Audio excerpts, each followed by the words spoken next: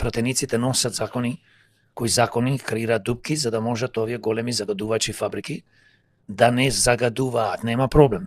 Значи ние фактички проблемот јас го гледам во политичарите, во политичките партии.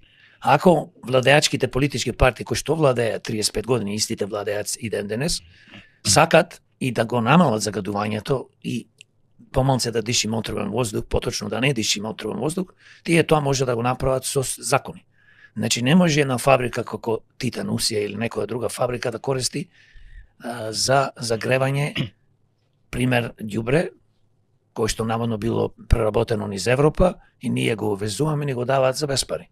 Зошто? Затоа што тука тоа ѓубре да се троши и можело да се користи за огрев. Од друга страна, не може во битола, во рек битола да се користи јаглен, најнеквалитетниот, мешан со мазут, лигнито, и ние дочекуваме дека битола, како општина, граѓаните во Битола, Новаци и околните општини Пелагонија да не се труе, да не се загадува. Ова е геноцид.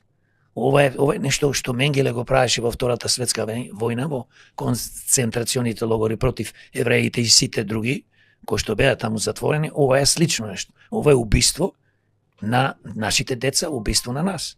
И ние, јас тука ја гледам кривицата.